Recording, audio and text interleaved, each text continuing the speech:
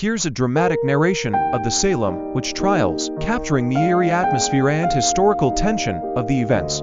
The Salem Witch Trials, a dark chapter in history. The year was 1692. The area in the small Puritan village of Salem, Massachusetts, was thick with fear and suspicion. Shadows seemed to stretch longer, whispers traveled faster, and a single accusation could seal one's fate. What began as strange fits and convulsions in a handful of young girls soon spiraled into one of the most infamous episodes of mass hysteria in American history, the Salem Witch Trials.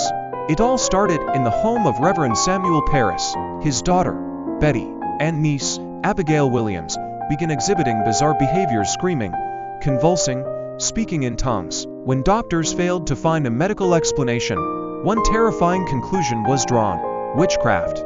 The Puritans believed the devil lurked among them, and these strange afflictions could only be the work of witches. Under pressure, the girls accused three women: Tituba, the Parris family's enslaved servant; Sarah Goat, a homeless beggar; and Sarah Osborne, an elderly woman shunned by the community. In court, Tituba confessed, perhaps out of fear, perhaps in desperation. She spoke of dark forces, of the devil whispering in the night, of other witches lurking in Salem.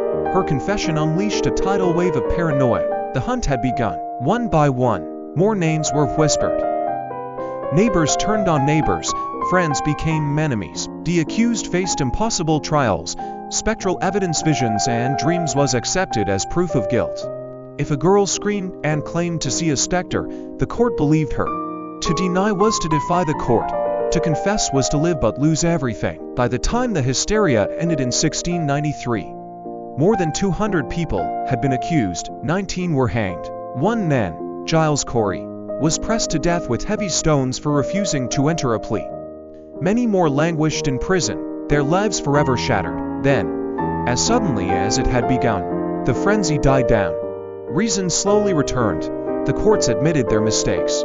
But for those who perished, justice came too late. Today, the Salem Witch Trials serve as a chilling reminder of the dangers of mass hysteria, blind fear, and the perils of unchecked power. The ghosts of Salem's past still whisper their cautionary tale, urging us to question, to think, and to remember.